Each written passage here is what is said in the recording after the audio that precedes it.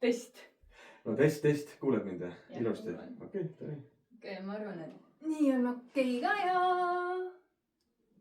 salvestame siis.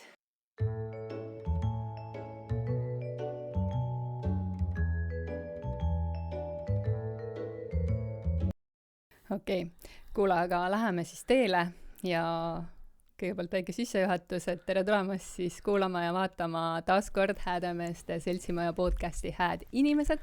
Ja täna ma olen siia saanud eriti hää inimese, nagu nad kõik siin on. Ja paljud on kindlasti juba tänase külalisega kokku puutunud ja paljud võib-olla õnneks mitte. Tere, Andri Savamere! Tervist kõik podcasti kuulajad ja vaatajad.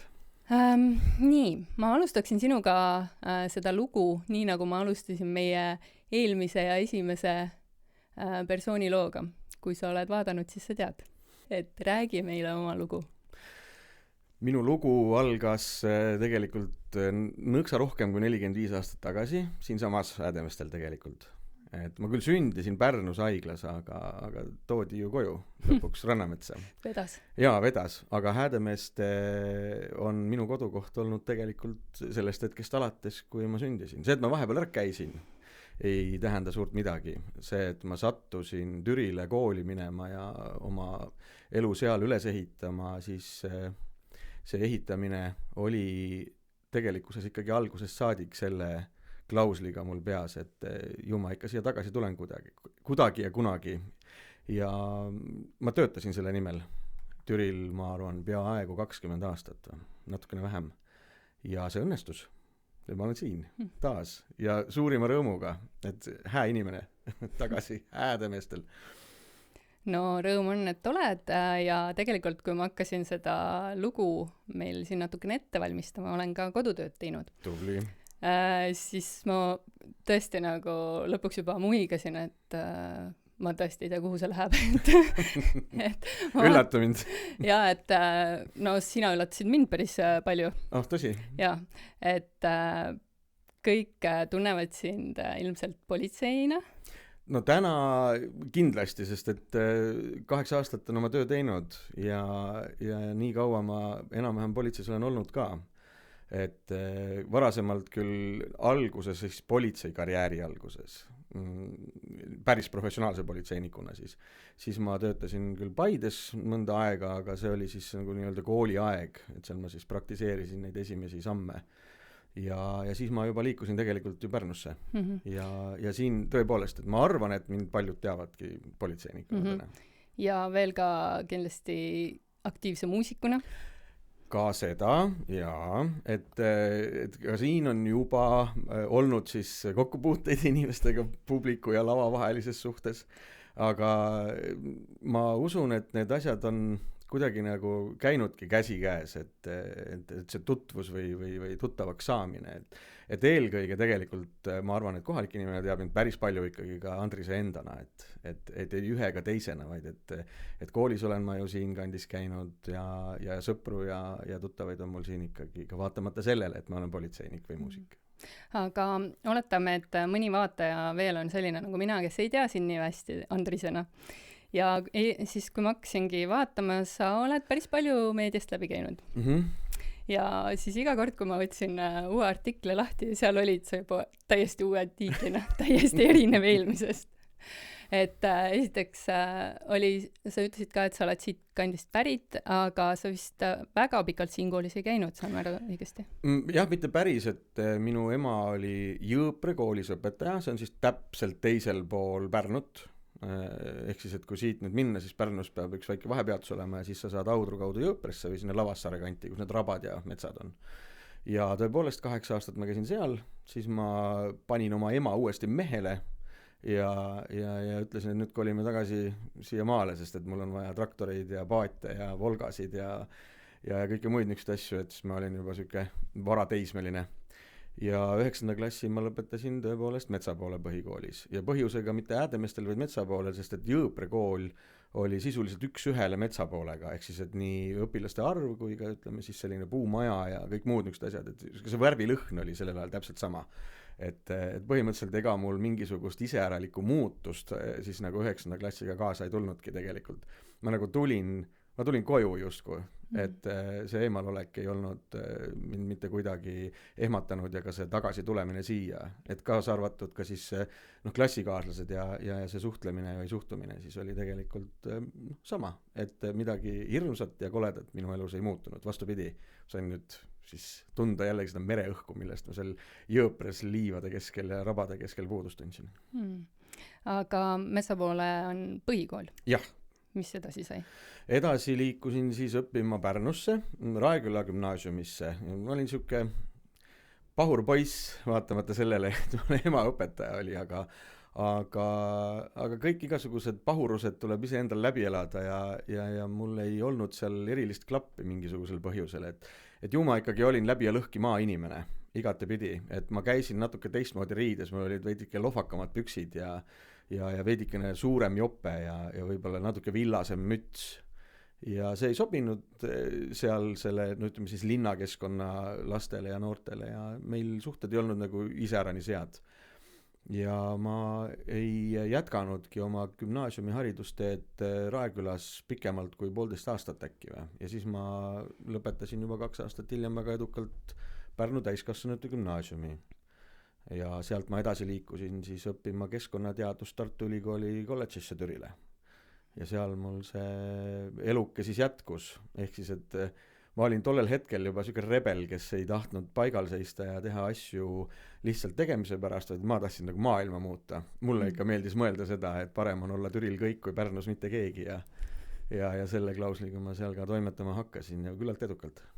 Aga kõikidest sellistest Eesti väikelinnadest just Türi, et see oli siis ülikooli pärast? Jah, see oli ülikooli pärast ja see oli põhjus, et siin oli FIBO ja FIBO ei kasutanud tegelikult tol ajal, ta oli küllaltki uus tehas, või siis vana tehas uues kohas ja sealne korsten ei olnud mitte kuskilt otsast seotud mingisuguste keskkonnanõuetega tollel ajal. Ja see käis mulle nii närvidele, et isegi ma tean lugusid, kus õige tuule korral Kihnus oli valge pesu mingisugusel põhjusel järsku savi tolmuga koos. Ja see tuli siit, et tegelikult see hävitas meie loodust küllaltki suures mahus. Ja see oli põhjus, mis ma ka siis sisseastumisvestlusel komisjonile rääkisin, et miks ma tulen ja miks ma tahan midagi muuta maailmas, on see sama. Ma olen seda kandnud endaga kogu aeg kaasas seda mõtteviisi ja mulle see mõtteviis väga meeldib ja seda ma sinna otsima läksin ja see oli ka Türi, see oli põhjus. Aga see on päris huvitav minu meelest sellepärast, et sa ütled, et see oli ju 25+ aastat tagasi, on ju? Et see FIBO ja tema korsten ei teadnud keskkonnahoiust suurt midagi, et kuidas sinul selline teadmine ja see mure selle keskkonna pärast juba tol ajal oli? Sest minu bruta oli tol ajal siis Tartu Ülikooli geograafia tudeng, kes väga aktiivselt ka siis keskkonnakaitsest juba tollel ajal osa võttis ja osales siis nendel erinevatel aktsioonidel ja see oli tollel ajal kuum teema, sest see oli Kyoto protokollide ülevaatamine ja kõik muud niisugused asjad. Ehk siis, et see, ma kuidagi nagu ma ka oma gümnaasiumi juba lõpetasin selles valguses, et ma tahan targaks saada. Ma tahan minna kooli õppida neid asju, mis aitavad mul tõepoolest midagi muuta maailmas. Ja see tuligi tegelikult mõjutusega just sealt. Nii et iga maailma muutva hää mehe taga on ikkagi bruta. Absoluutselt, jaa, üks naine, ilmselgelt. Okei, aga olid nüüd Türil, hakkasid maailma muutma?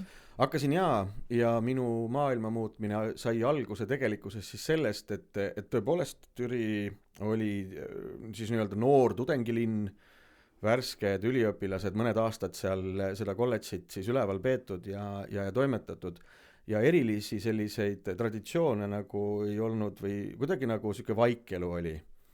Mina läksingi sinna siis natukene selle mõttega, et mis asja te siin keldris kopitate, et lähme ikka välja ja nägin, et tegelikkuses mis meil seal siis puudu on, et meil on seal kultuurielu puudu, meil on seal õnnetud inimesed natukene, kellel ei ole nagu erilist oma vaba ajaga peale hakata, et taoti seal kaarte, mängiti tonni või isegi piljardilauda ei olnud.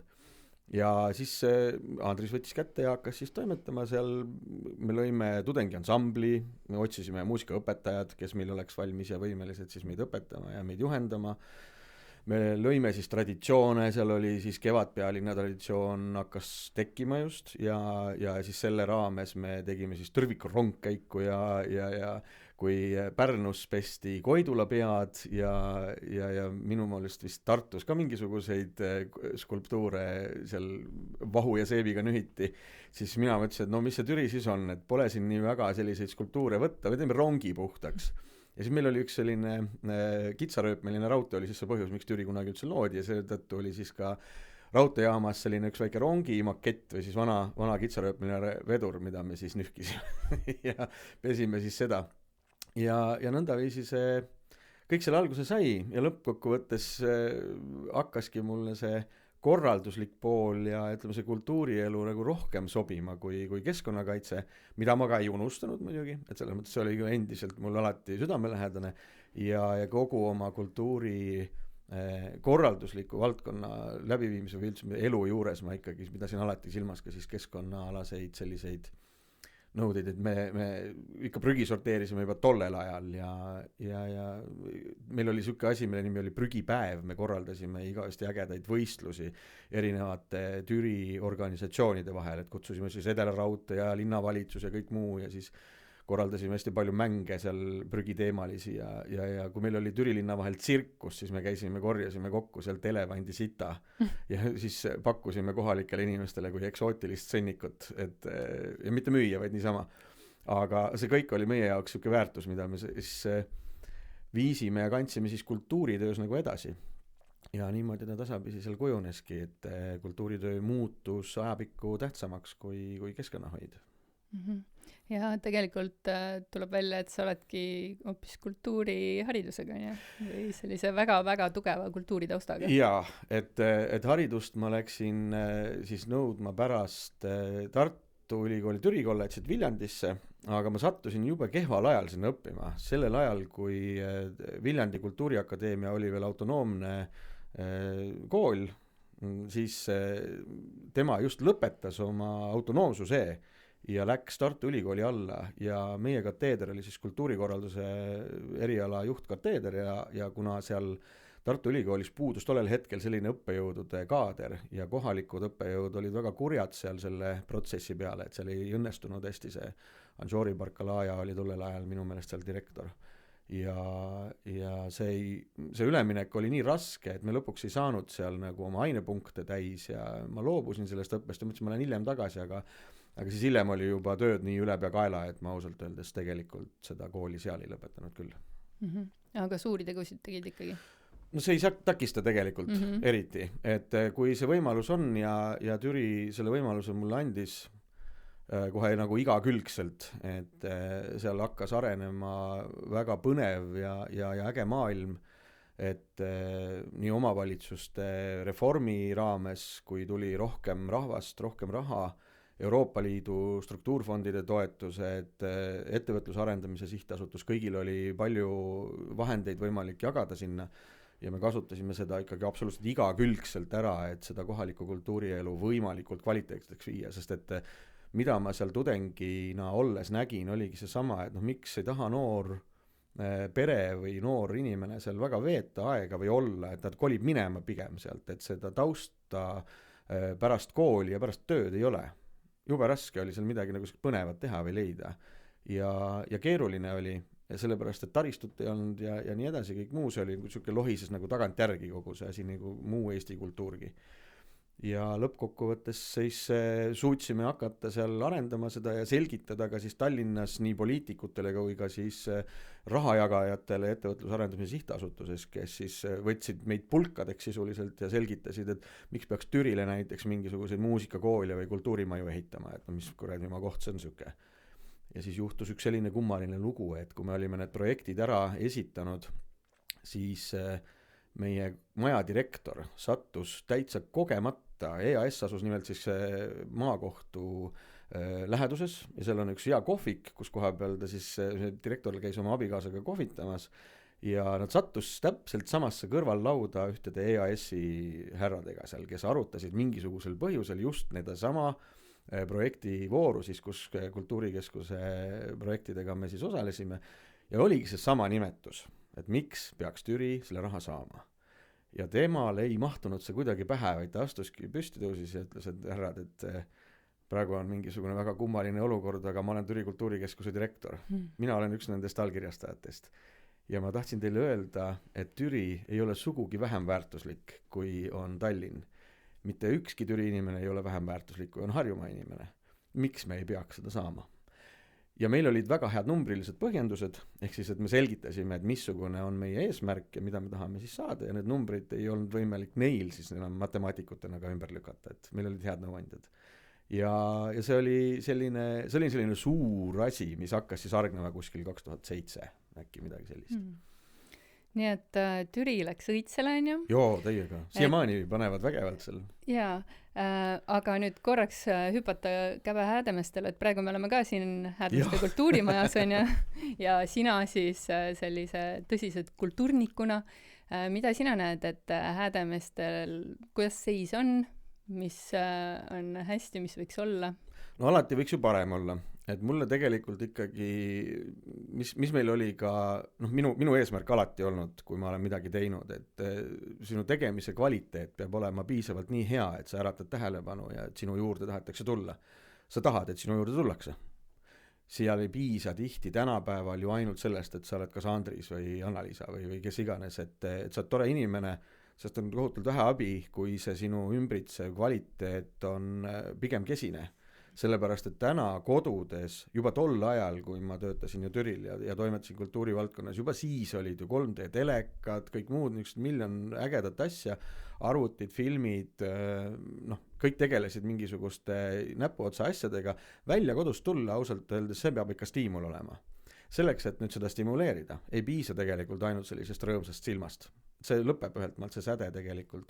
Sul peab olema seal silma taga ikkagi ka tegelikult selline tehnoloogiline teadmine või ka siis tugi, ütleme, et tehnika peab olema hea, see peab olema hea kvaliteediga, see ei tohi viliseda, see peab olema hästi keeratud, kas või ükspuha missugune heli vidin või ka videofilm, et see peab jõudma publikuni ja inimeseni täpselt sama kvaliteediga nagu Coca-Cola Plazas või tollel hetkel oli meil siis eeskujuks tegelikult see suur Nordea kontserdimaja, mis täna on, eks ju. Et alates nendest akustilistest lahendustest kuni tehnilise baasini välja, et see peab olema kvaliteetne, sellesse tuleb investeerida, et see annab, kui sul on hea kvaliteet tehnilise ja taristu taga, siis on tegelikult ka nendel inimestel oluliselt lihtsam oma tööd päriselt hästi teha. Ehk siis, et nad ei pea muretsema mingite katkiste ja särisevate juhtmete pärast, et neil on võimalus osta näiteks uus, kui see läheb katki. Ja see ei ole tegelikult maailma kõige kallim asi. Et see on veel üllatav seal juures, et tegelikult see tehnoloogia on täna pigem kättesaadavam kui tol ajal. Et tol ajal oli vaja EAS-i abi, aga täna võiks võib-olla vähemaga hakkama saada ja saada sama kvaliteetse kraami. Ja see on see, mis tegelikult ma näen, et vajaks turgutamist küll tegelikult natuke. See, et juba täna podcast ja audiotehnika, mikrid ja tip-top, et äge. See juba läheb ja sellepärast ma nägin seda reklaami, kui te hakkasite neid podcaste välja kuulutama, et me alustame ja siis ma vaatasin seda stuuti ja mõtlesin, et see on väga kihvt asi, see on kaasaegne, see on Häädemestel erakordselt vajalik, see kindlasti toob teile sära silma ja see aitab teile edasi teha asju, jumala kihvt. Jaa, aitäh, see on tõesti päris äge projekt olnud, peab isegi tõdema. No näed, aga see sõltubki, vaata, kui paljudest pisikestest tehnilistest vidinatest, eks ju. Pärast vaatame puldiga üle. Okei.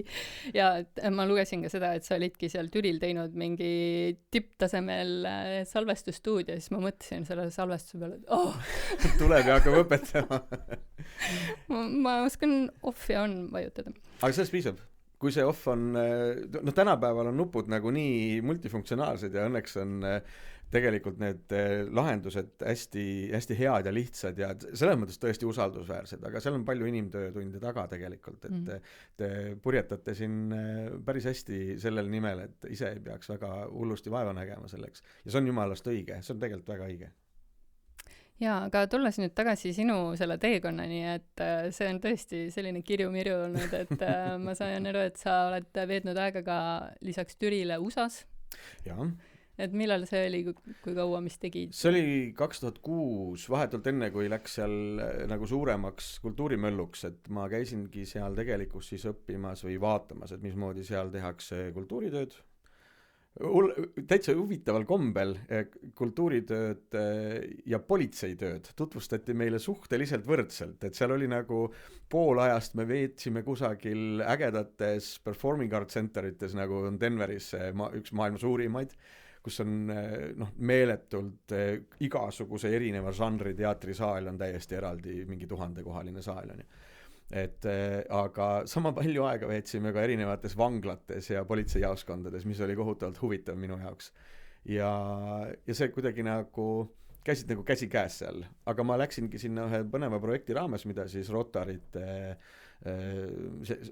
on siis üks heategevusorganisatsioon ja nende raames siis iga aasta saadetakse mõned Eesti õppivad, kas üliõpilased või siis professionaalsed noored kuhugi erinevasse maailma ossa ja saavad seal siis kas kuu või natuke rohkem siis praktiseerida või näha siis, kuidas siis seal kandis mingeid asju tehakse. Uus-Meremaa, kus on paljud käinud, Ameerika on üks põhilisemaid kohti, Euroopas samamoodi on küllaltki kaugetes kohtades, mida kaugem, seda ägedam.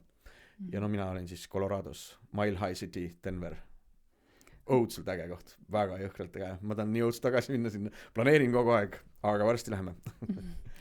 Okei, see on küll, nüüd ma saan aru peaaegu 20 aastat tagasi, aga kas sealt veel mingi selline hea mõte või idee, mida tänasesse kanda? Kindlasti on, ärge unustage ära, et kõige olulisemad on ikkagi kõik inimesed, kes teil ümber on ja nad võivad teid igal pool maailmas üllatada. Ükspuha missuguse asjaga sa väga hästi ise toime tuled, kandke seda kaasas ja julgege seda näidata, et mina kandsin siis kitarri kaasas tegelikult USAs ja mul on üks väga hea story sellega, üks laul, mille on kinnutanud kunagi John Denver ja selle laulu pealkiri on Annie's Song. See on üks ilusamaid armastuslaule minu meelest maailmas üldse, tal on erakordselt armas ja ilus sõnum ja väga-väga kaunis viis. Ja ma laulsin juba tol ajal seda, Eestis laulab muidugi Toomas Lunge minu meelest seda. Ja ma laulsin seda tol ajal ja me käisime siis ka õhtuti pubides ja restoranides seal nautimas siis kohalikku ööelu. Ja mul oli ikka tavaliselt ikka kitarr kaasas, kui me kuskile väiksemasse kohta läksime. Need pubid olid sellised kiftid ja ägedad kohad ja seal sai ikkagi laulda ka. Ja loomulikult Ameerikas eesti keelt vaevalt, et keegi oskab väga palju. Et seetõttu ma ikkagi laulsin seal inglise keeles ja kui ma laulsin seda laulu ühes pubis, kus olid võõrad inimesed ka, ja siis ma vaatasin, et üks meesterahvas oli seal küllaltki lähedal, istus niimoodi ja oma õlutit seal ja pühkis ikka pisaraid siit ja sealt niimoodi ja siis tollel ajal ma tegin suitsu veel ja läksin õue siis sigareti tõmbama ja tema tuli ka ja siis ma vaatas mulle otsa niimoodi, siis ma küsisin, et tervist, et saame tuttavaks, et mulle tundus, et minu muusika läks teile hinge, et mis teile mõjus nagu niimoodi, mulle alati meeldis nagu küsida ikka inimeste käest, et mis siis mõjus. Ja siis ta ütles, et ta ei ole kunagi pärast Johni ennast kuulnud kedagi seda laulu selliselt laulmas, et ta väga tänas mind. Ja siis ta ütles, et miks see ka nii on, ta oli John Denveri isiklik ihukaitse, ta elas üle 10 aasta temaga lihtsalt ühe katuse all. Ja see läks mulle ka nagu niimoodi, mul tuleb alati praegu ka siuke külmavärin peale, et siis, mida sa siis võiks öelda?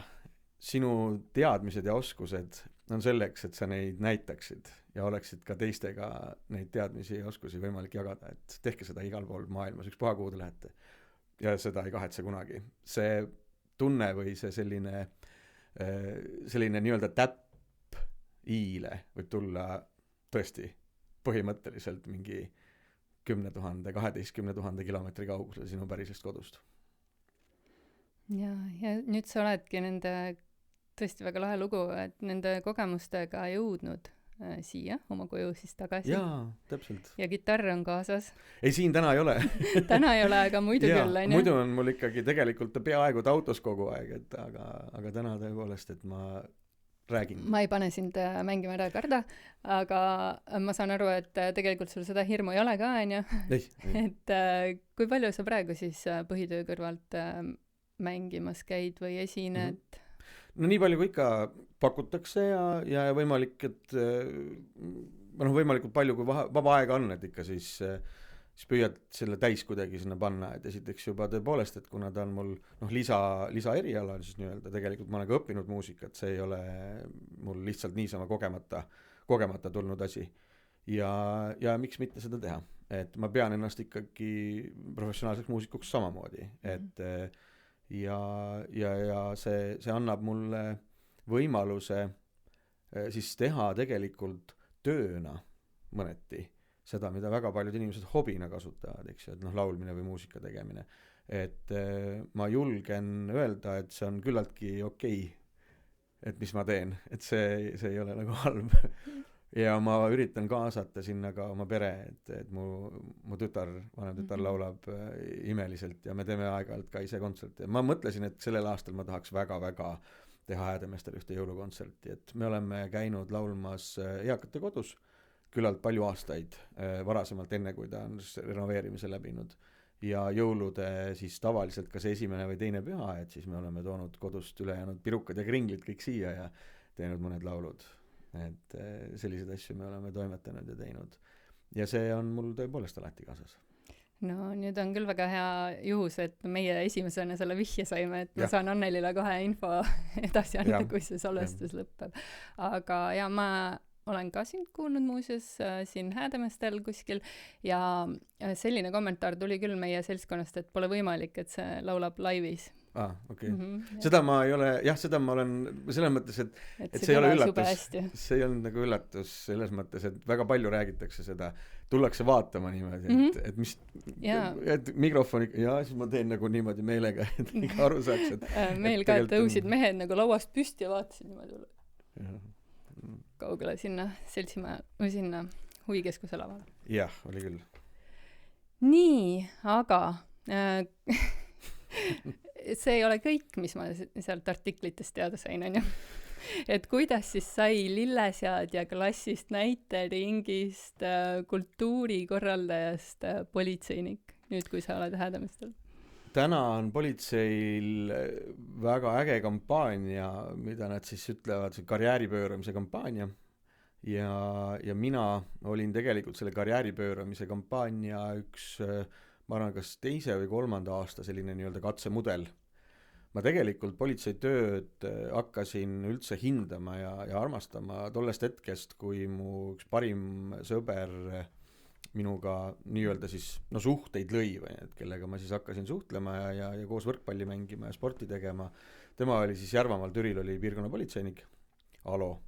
Ja temaga koos me siis leppisime kokku, et kuna talle õudselt meeldis laulda ja mulle meeldis nagu väga politseinik olla, et siis ma hakkasin abipolitseinikuks pärast seda aprillirahutust ja suurt möllu. Ja temaga koos me hakkasime tegema siis ka ühte ansamblit, mille nimi oli Avaja. Meesansambel, selline väga kihvt, me 6 siis tulime iga kolmapäev Präänikute maalt ja laulsime ägedaid lugusid ja tegime väga ägedaid kontserte. Aga me leppisime vahel kokku, et mina ei hakka kunagi päris politseinikuks ja tema ei hakka kunagi päris lauljaks, vaid et me siis nagu toetame üksteist, et mina käin temaga abipolitseinikuna tööl ja tema siis käib nii-öelda abilauljana mul seal ansamblis. Aga temaga juhtus äpardus ja tema suri 2016. aastal. Täiesti ootamatult jõusaalis lihtsalt terviserikke tõttu. Ja see ei olnud minu jaoks sugugi kerge aeg, et see oligi selline muutuste periood, kus ma liikusin igatepidi oma elus edasi. Ma tahtsin tegelikult juba mõned aastad varem ikkagi sättida ennast Pärnumaale tagasi ja see andis minu liikumistele siis nagu tegelikult väga-väga suure tõuke. Et ma seda tegin, need otsused, mõneti isiklikud otsused, aga mõneti ka sellised suured ja laiapindsed otsused, ehk siis, et ma tõepoolest tulingi Türilt kultuuritöölt ära ja hakkasin Pärnus toimetama esialgu siis kontserdimajas müügijuhina ning siis seejärel ka juba ühes eraettevõttes, kellega koos siis tegime ägedaid festivale ja helitehnika ettevõtte ja valgustehnikat rentis. Tänaseks on nad siis muutnud ennast natukene, läinud veel suuremaks.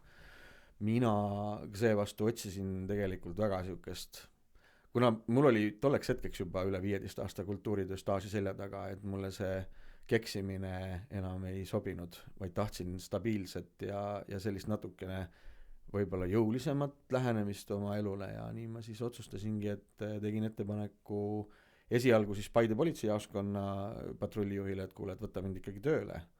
Ma tahan tööd teha. mulle meeldib ja ma olin tolleks hetkeks olnud juba peaaegu 10 aastat abipolitseinik.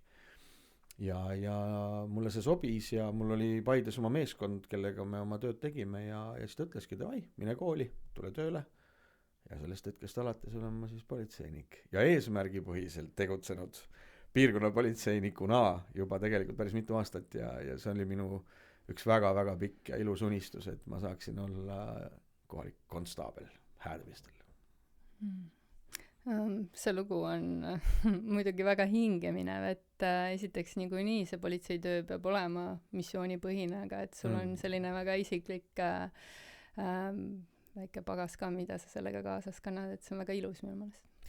Tänan ja ma hindan seda väga kõrgelt, et sa niimoodi ütled ja et sa taipasid seda. Jah, see on nii, et see on isiklik pagas ja see annab mulle täna sellise võimaluse või õigustan endale seda tegevust, et jätkata võib-olla seda, mida Alo ei saa jätkata, sest et ta oli tohutult suure hingega politseinik. See, kuidas ta suhtus kohalikku inimesesse või ka isegi näiteks rikkujasse, kes talle ette jäi või midagi.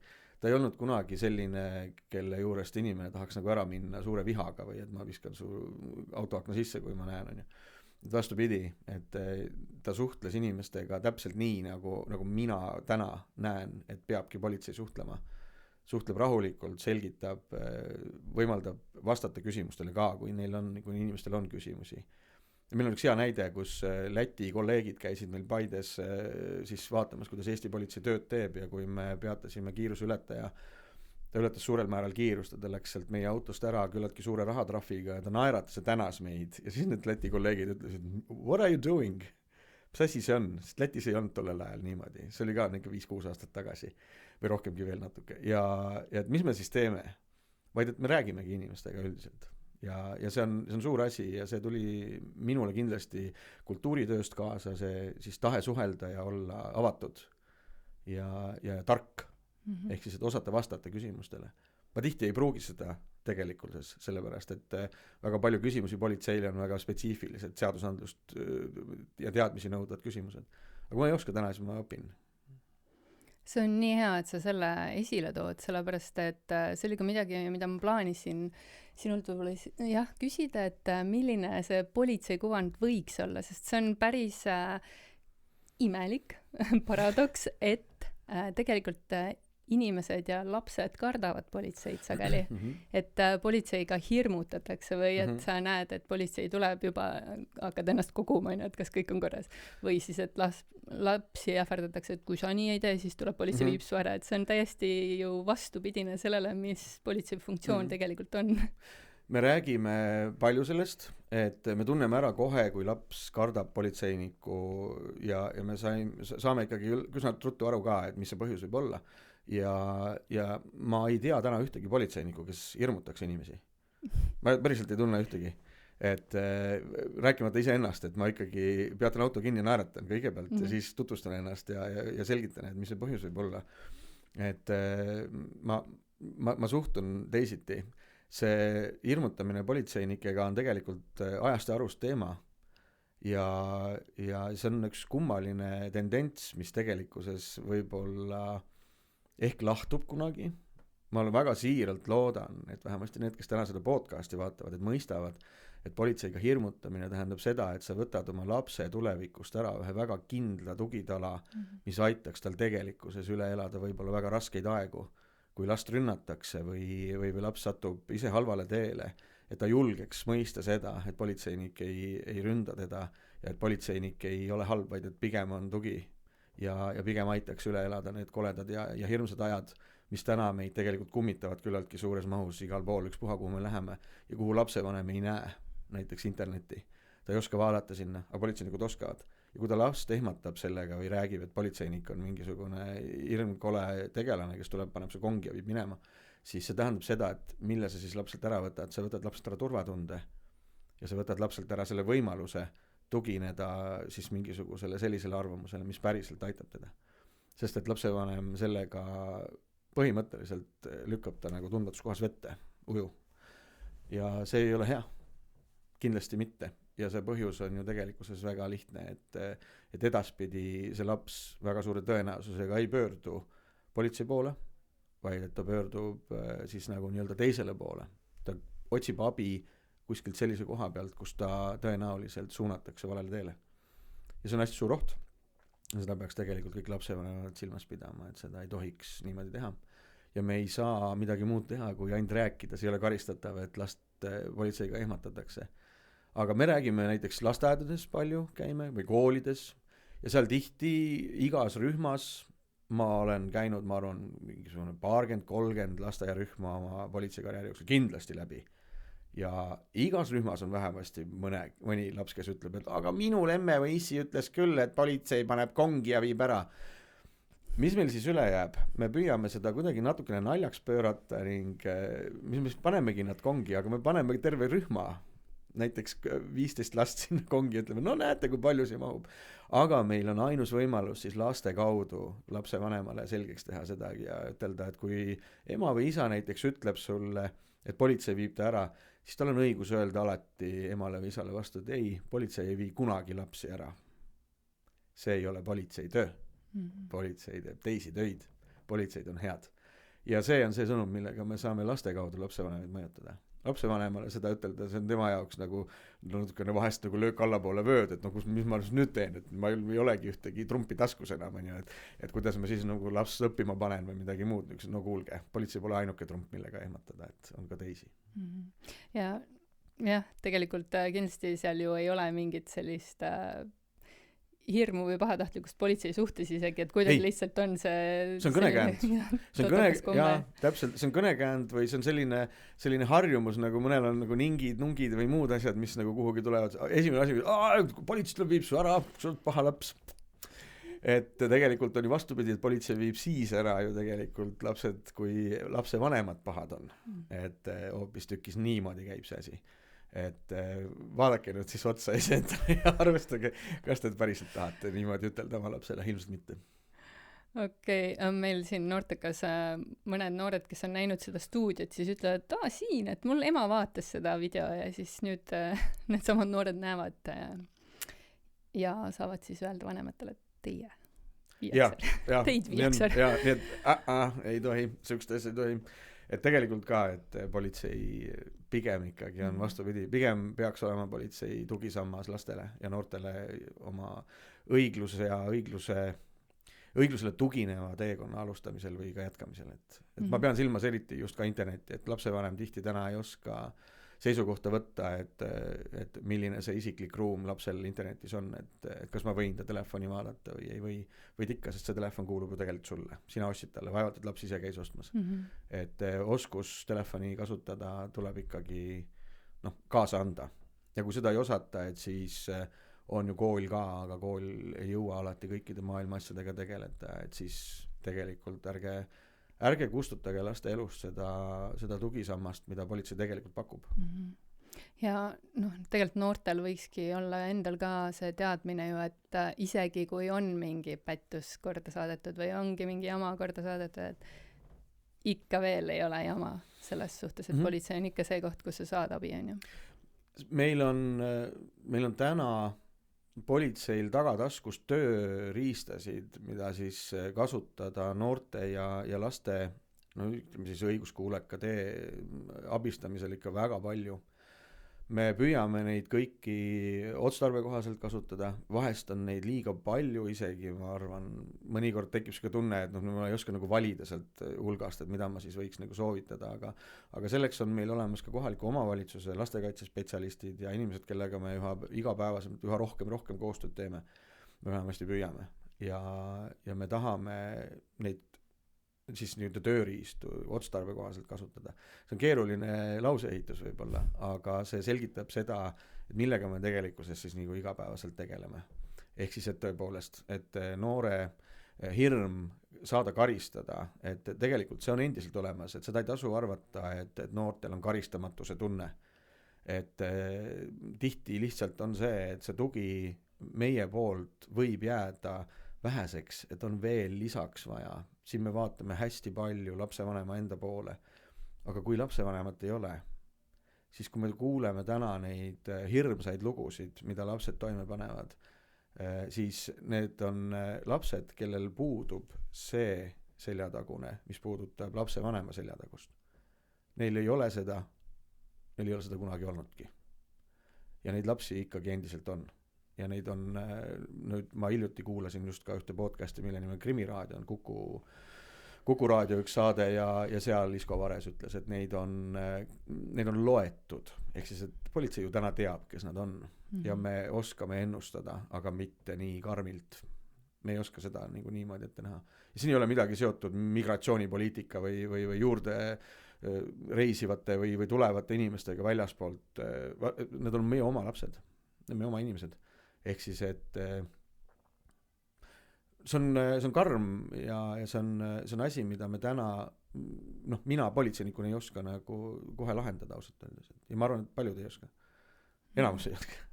Ja see ka, mida sa ütlesid juba, et lapsevanemal samuti puuduvad need teadmised. Ma ei tea, et ma ei tea seda. Jah, täpselt nii ongi, õige. Ja eriti rääkides internetist, et juba praegu täiskasvanud jäävad nii kõvasti maha sellest digiarengust, et tõesti ei oska elu sees arvata, mis seal nagu toimub. Ma püüan mitte ropendada ja ma püüan väga piltlikuks nagu selgelt teha seda, et mul on täna hea võimalus pöörduda ja selgitada võib-olla seda, et maailm on läinud küllaltki karmiks ja see keelekasutus siinkohal on küllaltki leebe, tuleb tunnistada, aga avaliku kohaga võrreldes, ütleme, selline võrdlusmoment, et kui lapsele pakub häädemeestel koopi taga mingisugune pomps seksi ja suitsu ja kõike muid niisugused asju, siis häädemeeste rahvas võtab hangud ja läheb selle pompsi ukse taga. Aga kui täpselt samasugune olukord on internetis, miks ta siis ei tee seda? Miks siis ei räägita politseile või ei minna hanguga ukse taha? Okei, hanguga ukse taha või üldse nagu halb asi. Aga siis ei tehta seda, siis nagu öeldakse, et ei, et internet ja sotsiaalmeedia, et see on minu lapse isiklik asi. Täpselt sama isiklik nagu see konsumitagune. Sa tead ju, kellega sinu laps väljas käib, palun huvitu sellest, küsi ja huvitu ka sellest, kellega sinu laps väljas käib internetis, kellega ta suhtleb seal. Kõik Mardid ja Marekid on või Triinud ja on teada ju, kes lapsel klassis on, eks ju, klassiõed ja vennad, kellega ma lähen nüüd selle poisiga välja, ma lähen tollega välja, lähevad õue kuskile, on äge. Aga kellega sa internetis suhtled? Kes need on? Kas seal on kõik tuttavad inimesed? No ilmselt ei ole. Ja näha on, et väga palju ei ole. Ja näha on, et need võõrad inimesed kasutavad neid lapsi väga-väga ära. Ma olen täiesti veendunud, et ka nende videote filmimine ja muu asi on ikkagi suunatud nendele, kes soovivad seda näha. Ja seal on kindlasti loomulikult oma eakaaslasi, aga seal on päris kindlasti täna politseile teada ka inimesi, kes kuuluvad gruppidesse, kes on ammu täiskasvanud, kes on suured, kes agiteerivad noori neid tegusid toime panema, kes ütlevad filmi, näita, see on äge. Kas näitad ise ennast või näitad enda peksmist? Et see on teema, mis jääb varjatuks lapsevanema silmade eest, kui ta ei huvitu. Et konsumi taga on palju kaameraid täna juba, see ei jää varjatuks, aga internet jääb.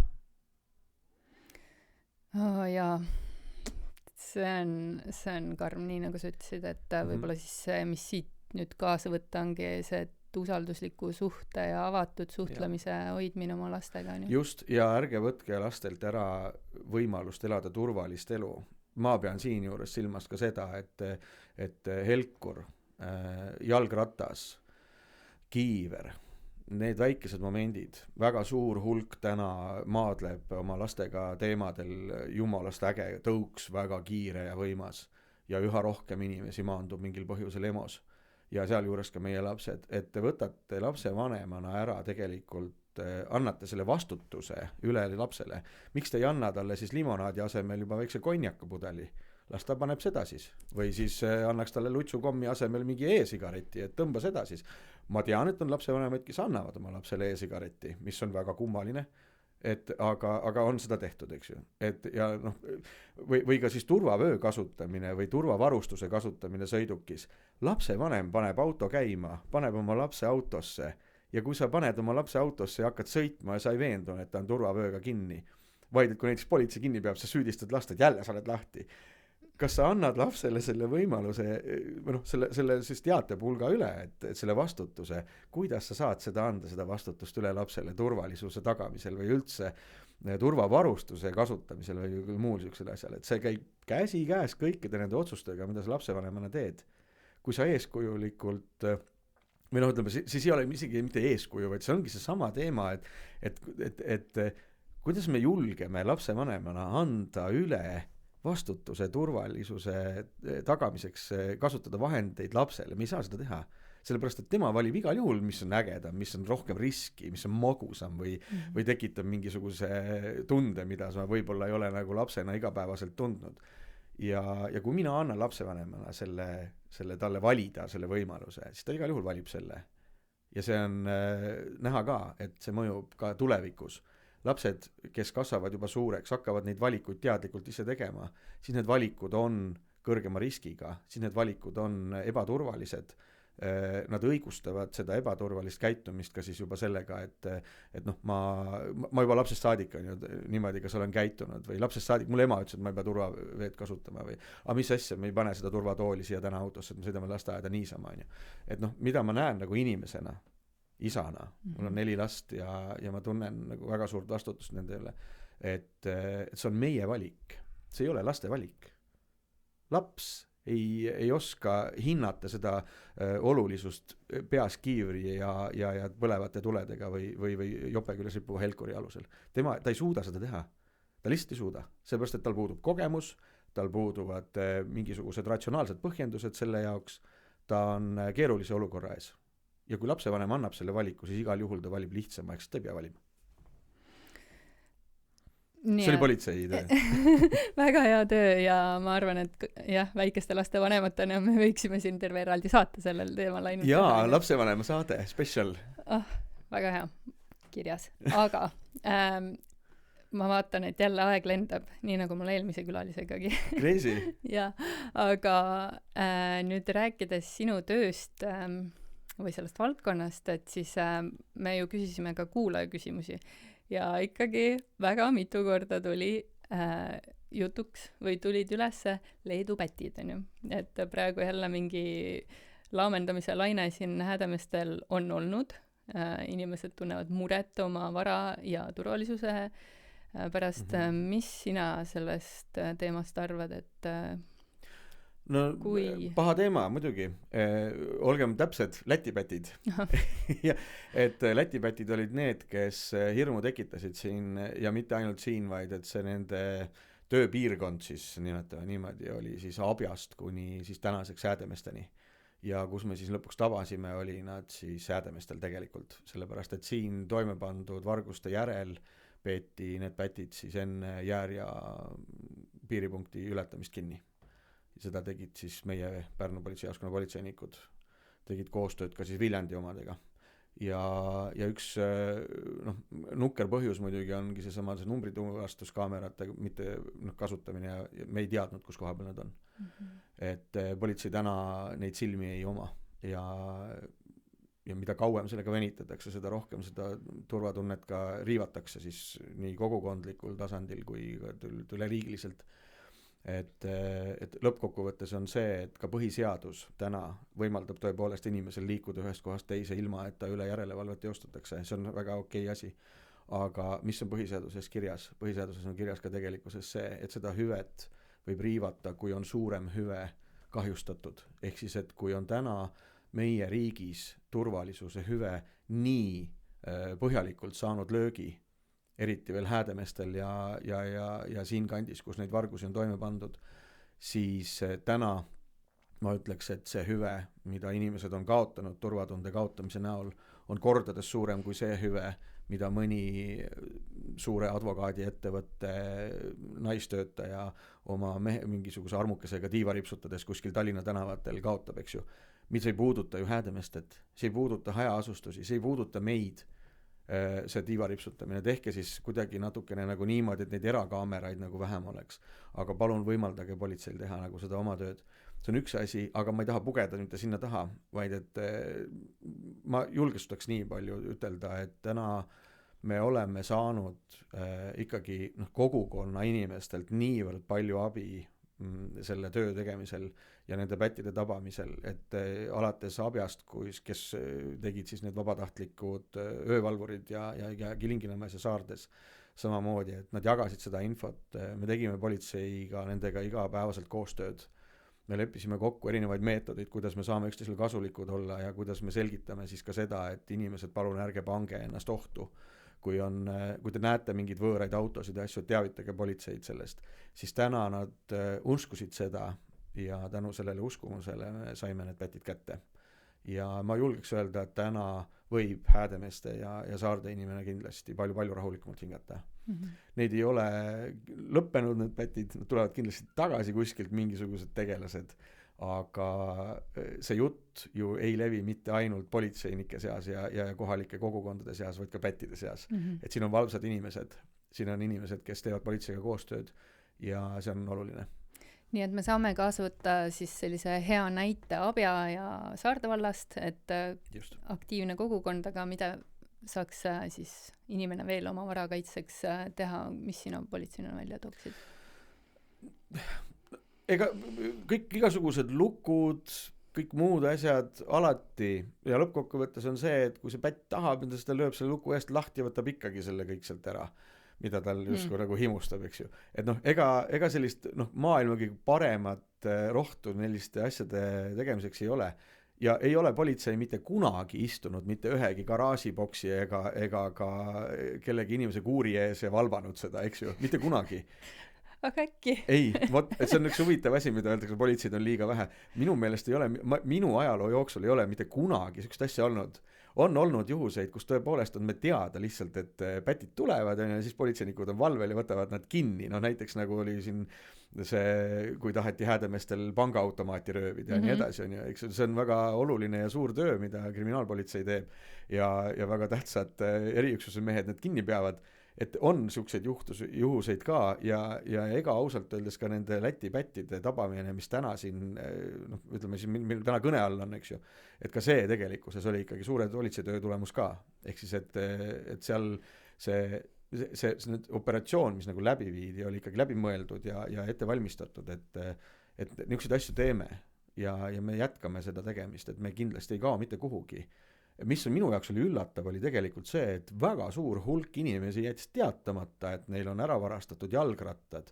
Politsei ei ole neid teavitusi saanud. Ma siinkohal julgustaks, et palun andke teada. Saatke kas või kiri või saatke kas või, mina olen Messengeris Andris Avamere politseinikuna olemas. Pange mulle sinna Messengeri kas või pilt ja et kuulge, seal käidi. Me saame registreerida need asjad. Me saame oluliselt rohkem tegelikult panustada, kui me teame, mis toimub. Sest et meil ei ole silmi kuklas, nagu mõni arvab, ei ole päriselt. Nii et selle koha pealt ma julgustaks, et pigem see koostöö ja see teavitamine ja politsei poolne tegevus kindlasti saab olema järgnev, kui teavitus tuleb, et me kas arvestame seda siis oma igapäevatöös, kui me teeme ohuanalüüse või mida iganes me oma politseitöös siis oma planeerimistegevuses kasutame, et me ju hindame seda. Me hindame seda, kui palju meil on mingid juhtumid kuskil. Me rakendame politseipatrulle ja politseiametnikke nendes piirkondades rohkem. Kui me ei tea, siis me ei saa seda teha. Et see on üks paratamatu asi. Seda teadmist ei tule meil kuskile iseenesest lihtsalt niisama. Et see oli minu jaoks üllatus. Ja nende samade Läti pättide raames, et mis tekkis, et mul on ka varastatud ära jalgratas. Kas sa oled avalduse teinud? Okei, kas sa plaanid seda teha? No ma ei tea, saab kätte või saa ratast, no tee avaldus äkki siis saab. et selles mõttes on neid vestlusi, me ei naeruväärista inimesi kindlasti kunagi, seda ei tasu karta, et ma nüüd helistan politseisse, mul tegelikult 2 aastat tagasi mingisugune asi varastati ära. Et kus sa nüüd olid? Ei ütle kunagi nii tegelikult, et see on jällegi, tont on tihti ka vaataja silmades, eks ju, et inimesed kardavad seda, tegelikult me ei tee seda, ma luban. Et vähemasti Andris ja Mark ja Heidi, kes on Saardes ja Häädemeestel piirkonnapolitseinikud veel, et me ei tee seda. Väga hea. Ja nüüd me olemegi jõudnud kuulajate küsimuseni. Nii. Ja ma vaatan... see ei olnudki veel või? See oli ka, aga... Okay. Jah, siin oli muidugi see sõnastatud nii, et mida teha Leedu pättide ja Eesti ludridega. aga ma usun, et siit sai küll väga hea vastuse juba kätte, on ju. Ma loodan. Aga rahvas tahab draamat. Ja siis küsimus on selline, et mis on kõige hirmsam asi, mida sa oled näinud oma töös? Ma tegelen tulirelvade hoiukohtade kontrolliga ja ma oskan hinnata tulirelvade ohtlikkust. Ja kõige jubedam asi oli minu karjääri jooksul tegelikult see, kui me saime väljakutse, et üks isik on siis ähvardanud ennast maha lasta. Ja see mahalaskmine pidi siis toimuma tema oma kodus ja meie teada tal seaduslikku tulirelva ei olnud. Ja see mahalaskmine oli siis initsieeritud sellest, et inimene oli alkohoolik ja ta läks oma eelmisest elust lahku ja siis see lahutatud inimene tahtis oma majast välja tõsta seda meest põhimõtteliselt. Päris selline dramaatiline algus kõikidele asjadele, aga see siis lõppes tegelikkuses sellega, et see pauk käis ära, politsei ei olnud selle paugu hetkel kohal, aga me liikusime siis taktikaliselt ja päris politseitööd tehes, perimeetrid ja kõik muud asjad ja läbirääkijad ja kõik olime siis valmis selleks, et see mees on siis oma kodus selle tulirelvaga, sellepärast et ta ei liikunud, selle midagi nii edasi. Ja kui me lõpuks sisenesime sinna valdusesse või sinna majja ja sellel mehel oli siis magamistoas nii, et tal pead enam otsas ei olnud, vaid et ta oli selle tembu siis ära teinud. Ja selliseid pilte me täna näeme kahjuks tänu sellele jällegi, et inimesed on jätnud teavitamata, kui nad teavad, et sellel inimesel on ebaseaduslik tulirelv.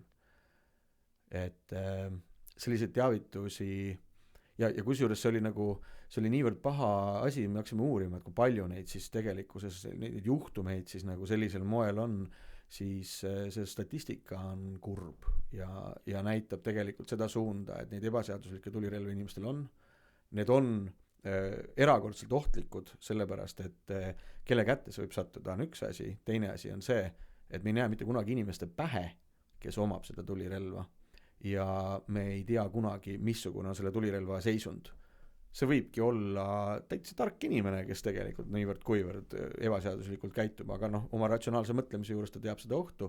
Ta laseb kas või oma mingi, ma ei tea, harjutamise mõttes või midagi sellist ja see relv on tegelikult vana nõukogude ajast pärit mingisugune kummaline sileraudne tulirelv, mille sisse on pandud kaasaegne padrun, mis sisaldab siis mitte tina, vaid siis raudhaavleid, eks ju, terashaavleid. Ta saab selle toru lõhki ja ta laseb endale näiteks silmad peast ära. Ja neid juhtumeid on.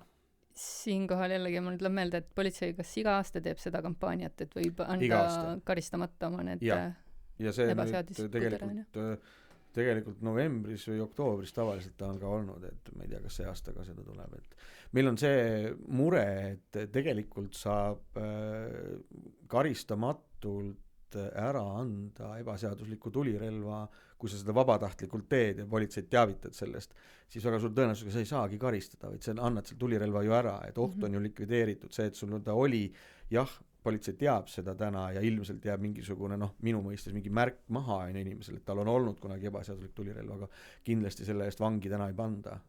Et ja seda aasta ringi, et see ei tähenda ainult seda, et see ainult kampaania raames nagu, et oi, nüüd läks oktoober mööda, linn, ma pean jälle aasta aega elama oma selle vastiku ebaseadusliku tulirelvaga, mis mul seal kuskil riidekapi peal on ja vanaisast jäänud või kuramust teab veel, kellest jäänud mingisugused imelikud padrunid on ja et need võib üle anda politseile täna, kohe nüüd ja praegu, selleks ei pea ootama ei kampaaniat ega midagi muud, vaid et me tahame neid probleeme vältida kogu aeg. Politsei ei taha neid probleeme vältida ainult oktoobris või novembris, vaid et neid ära lastud päid või probleeme on ma ütlen, et ausalt see on liiga palju ja neid ei ole üks päriselt ka, et neid on rohkem. Neist ei räägita väga palju avalikult, aga kuna täna me selle teemal oleme, et siis ma julgeks öelda, et Pärnu maakonnas on neid olnud viimase paari aasta jooksul äkki mingisugune 5 või 6 tükki, kes on ebaseadusliku tulirelvaga endalt elu võtnud. Õnneks mitte kellegilt teiselt. Ja see on üks kohutavalt halb teema ja neid endiselt on, neid ebaseaduslikke tulirelvi. Ja see on teavitamata jätmise põhjus üks kindlasti kohe. Siin mul neid kuulajaküsimusi oli veel, aga nad lähevad natukene sellisesse samasse kategooriasse, et noh, kas sa oled trahvi saanud, kellele trahvi oled teinud, mille eest blablabla. Mina sain hiljuti Said? jaa, sõitsin ikkagi natukene liiga kiiresti selles linnaliikluses. Ja see oli nii kummaline, et see oli nagu ma sõitsin täpselt sama kiiresti kui minu kõrval olev, siis ma vaatasin spidomeetri peale, mul oli mingisugune oma arust 75, aga ma ikkagi oli 77 vist 70 alas ja ma sain aga see oli äkki mingi eelmine aasta või üle-eelmine aasta, et mul oli veel siis, kui odav oli trahvi saamine. Nüüd ei ole enam. Okei, aga tegelikult lõpetuseks ma tuleksin selle ära lennanud pea juurde tagasi korraks. Et see on ikka päris kohutav. Ja ma küsiksingi, et kuidas sa sellise töö juures ise ennast hoiad, et võib-olla siis siit ka seal kus alguses, meie jutu alguses. Ma just ütlesin, iga vaba aeg on mul oluline, et ma saan teha muusikat. Et ma saan pühenduda oma perele. Mul on pisikene 3-kuune tegelane ka kodus. Et ma saan oma kodu ehitada, ma saan omal südame rahu teha ja taastada ja olla kindel, et minu tulevik on ilus. Ja minu olevik on ka ilus. Ehk siis, et ma saan selle nimel unustada neid asju. Ma ei unusta kunagi seda pilti ja see ei ole ka, ma ei tee täna selle nimel justkui nagu eraldi tööd, vaid et ma olengi püüdnud juba varasemalt oma elu siis mõtestada sellisel kombel. Ja see toimib küllaltki hästi, et see rahulolu, mis mul täna kodus on või ka üleüldse oma muusikat tehes ja kõike muud, et ma saan hingeldada ja välja elada kitarri mängides ja rock'n'rolli tehes ja see on nagu väga kihvt. Ma käisin just enne jooksmas muideks, kui ma tulin siia podcasti ja ma tunnen ennast ka praegu nagu tohutu hästi. See on vist õige aeg mainida, et sa jäid 2,5 tundi hiljaks või aitäh sulle! Aga sa ise andsid mulle selle vahemaa, et tule siis. Okei. Aga igal juhul on mul ülihea meel, et sa tulid, et mul oli tõesti väga huvitav kuulata sinu lugu ja ma arvan, et ka vaatajal kuulajal on. Ei olegi nii suletud raamat, eks ju? Nad tuli lahti. Aga nüüd mul on sulle veel viimane küsimus tõepoolest ja see on moevaldkonnast. Nii. Nii, sina tulid täna erariietes, aga kas sa oled märganud külahad, et särgid mul on alati siin seljas? Jaa. Need on siis Häädemeeste seltsimaja T-särgid. Need on disaininud kuulus kunstnik Indrek Mikk. Väga äge. Ja me anname sulle ka täna ühe kaasa. Oi kui armas. Ja kõik, kes teised tahavad ka sellist kihvti särki endale, saavad siis seltsimajas selle endale soetada, et kõik see tulu läheb seltsimaja välilava ehituseks. Ma igaks juhuks mõtlen, et see seltsimaja välilava projekt, et see on juba, ma eeldan, et see on juba kuskil nagu olemas, et see ei tule UFO kujuline, ma usun. Ei ole sellega seotud, aga ma ei tea. Väga huvitav. Ootan põnevusega. Nii, aga me läheme siis särki valima ja teistega kohtume järgmises episoodis. Suur aitäh kutsumast ja suur aitäh veel kuulamast, et kes lõpuni viitsis kuulata. Ma arvan, et viitsivad. Jaa, tavai. Ma hakkan ise ma panen selle spoileri, et seal seda peavärki või? Actionit on tarvis. Vahest ikka juhtub see, et tõesti tuleb vilkuritega sõita ja actionit on. Okei. Aitäh. Nägemist.